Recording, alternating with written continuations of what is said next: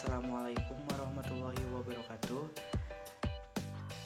Kami dari kelompok 1 kelas pendidikan fisika 4A akan memaparkan materi tentang wawasan dasar pengelolaan pendidikan. Sebelumnya, izin memperkenalkan diri terlebih dahulu. Nama saya Paris Muhammad Giftari dengan NIM 11920700024 dan teman saya Adira Mega Oktavia dengan NIM 11920700002 dan Iklimah Hoirunisa 11920700030. Subbab materi yang akan kami bahas diantaranya konsep dasar pengelolaan pendidikan, ruang lingkup manajemen pendidikan, tujuan dan manfaat manajemen pendidikan, dan yang terakhir fungsi dan prinsip pengelolaan pendidikan. Istilah pengelolaan sering dikaitkan dengan istilah administrasi dan manajemen. Istilah manajemen diambil dari bahasa Latin, yaitu manegere, dari asal kata manus yang berarti menjadi tangan dan agere yang berarti melakukan. Kata itu digabung menjadi kata manegere yang artinya menangani. Sedangkan menurut Oteng Sutisna, pengelolaan berasal dari kata manajemen. Artinya, istilah manajemen ini memiliki arti yang sama dengan administrasi. Administrasi sendiri memiliki arti, menurut Muhammad Rifai, adalah keseluruhan proses yang mempergunakan dan mengikutsertakan semua sumber potensi yang tersedia dan yang sesuai, baik personal maupun material, dalam usaha untuk mencapai bersama suatu tujuan secara efektif dan efisien. Sementara itu, menurut Sondang P. Siagian, administrasi adalah sebagai keseluruhan proses kerjasama antara dua orang manusia atau lebih yang didasarkan atas rasionalitas tertentu untuk mencapai tujuan yang telah ditentukan sebelumnya. Ciri-ciri administrasi dan manajemen yang pertama itu adanya tujuan yang direalisasikan.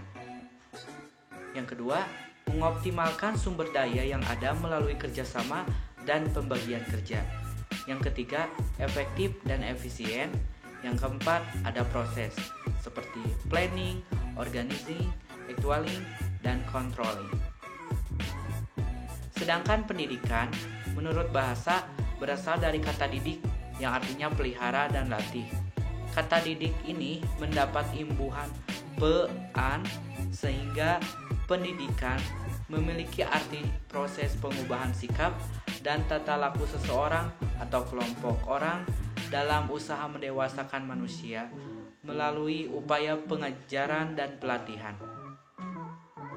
Dalam Undang-Undang Nomor 20 Tahun 2003 tentang Sistem Pendidikan Nasional, pendidikan adalah usaha sadar dan terencana untuk mewujudkan suasana belajar dan proses pembelajaran agar peserta didik secara aktif mengembangkan potensi dirinya untuk memiliki kekuatan spiritual keagamaan, pengendalian diri, kepribadian, kecerdasan, akhlak mulia, serta keterampilan yang diperlukan dirinya, masyarakat, bangsa, dan negara.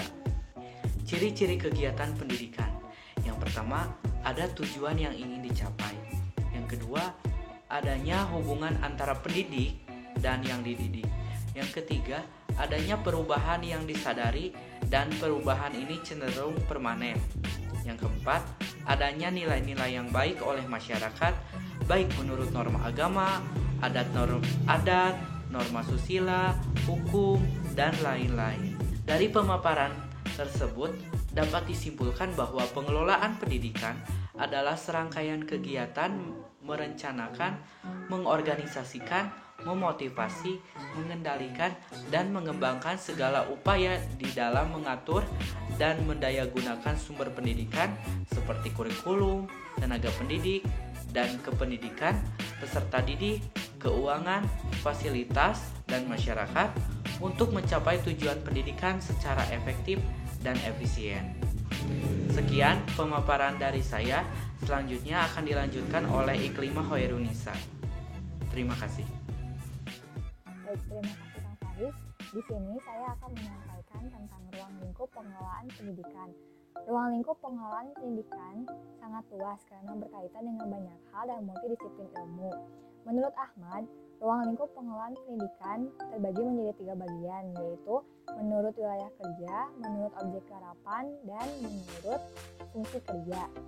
Ruang lingkup pengelolaan pendidikan menurut wilayah kerja terdiri dari manajemen pendidikan seluruh negara, manajemen satu provinsi, manajemen satu unit kerja, dan manajemen kelas.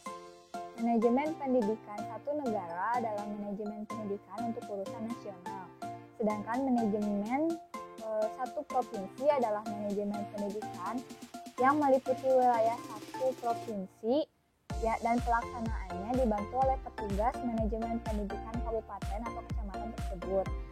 Kemudian manajemen satu unit kerja adalah manajemen pendidikan yang lebih menitik beratkan pada satu unit kerja yang langsung menangani pekerjaan tersebut, seperti pemberi pelajaran, bahan yang diajarkan, penerima pelajaran, dan sarana penunjang.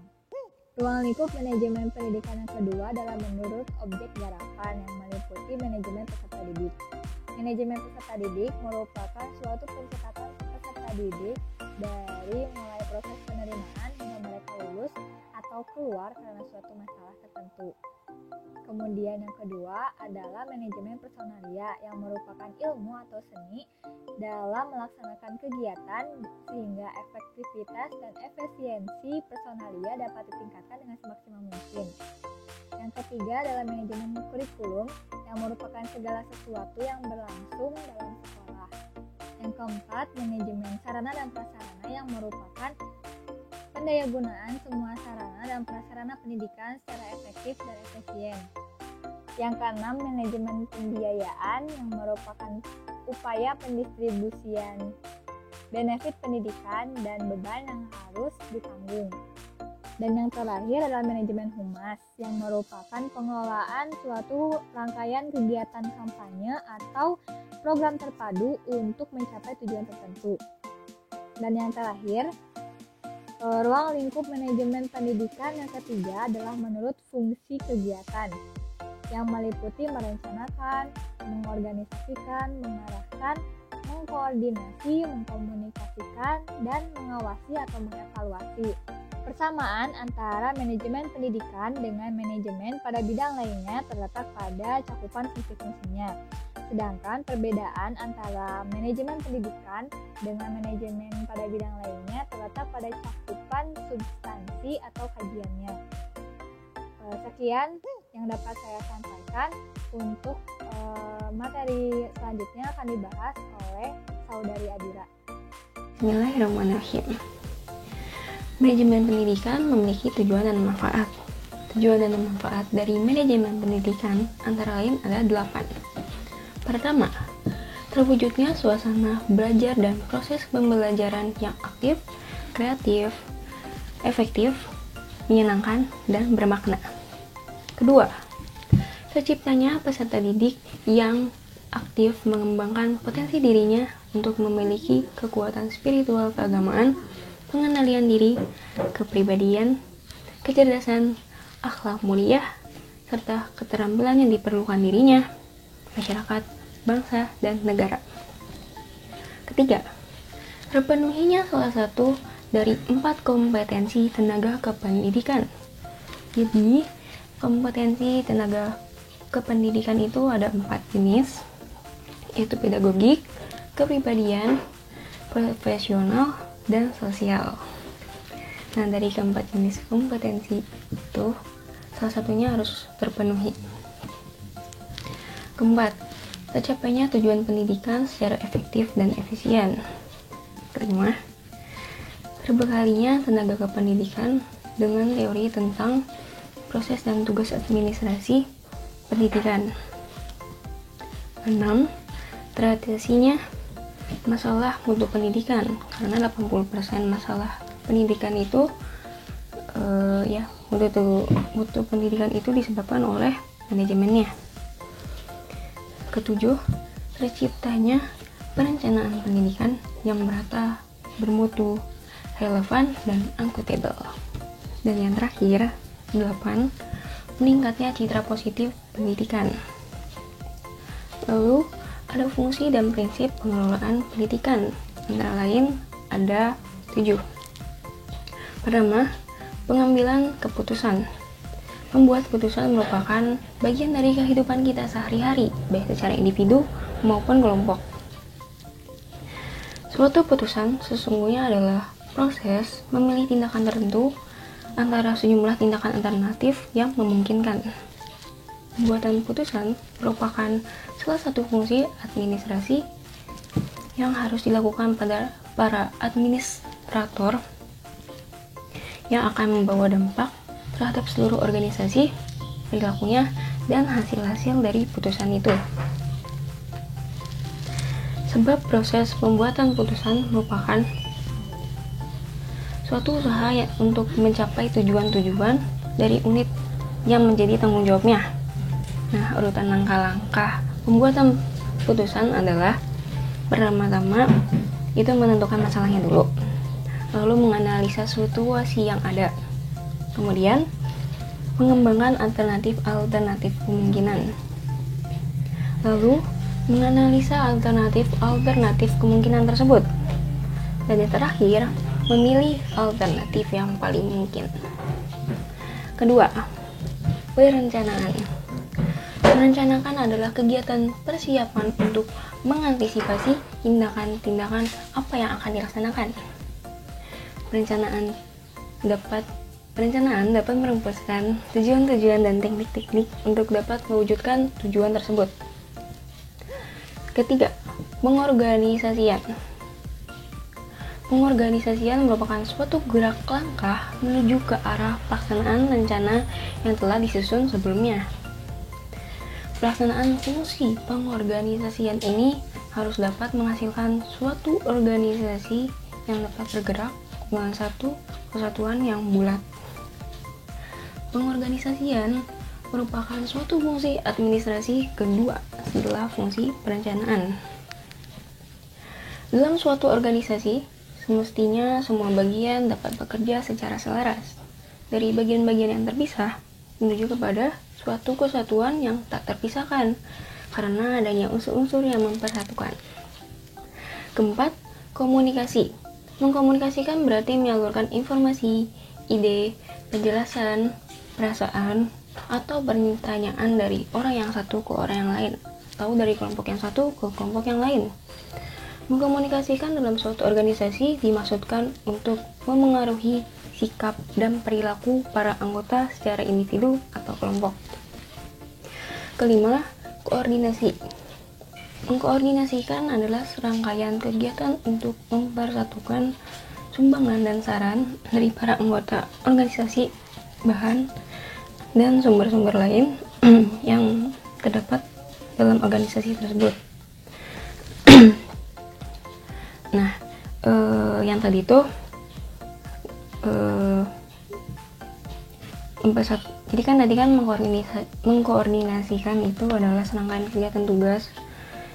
serangkaian kegiatan untuk mempersatukan sumbangan dan saran dari para anggota organisasi, bahan, dan sumber-sumber lain yang terdapat dalam organisasi tersebut ke arah pencapaian tujuan-tujuan yang telah disepakati bersama. Dengan kata lain, tanpa koordinasi yang baik dalam organisasi, maka akan sulit untuk dapat mengharapkan tercapainya keteraturan kegiatan dengan tertib dalam upaya untuk mengejar tujuan yang hendak dicapai oleh organisasi tersebut. Dengan koordinasi, unit-unit terpisah dalam organisasi diupayakan untuk saling dihubungkan dengan unit-unit lainnya, hingga unit-unit yang terpisah tadi saling memengaruhi unit-unit lain menjadi satu kesatuan yang terintegrasi dan harmonis. Fungsi koordinasi adalah mempersatukan unit-unit dan menciptakan setiap unit itu saling melengkapi dan mendukung unit lainnya. Keenam, pengawasan. Pengawasan adalah suatu proses,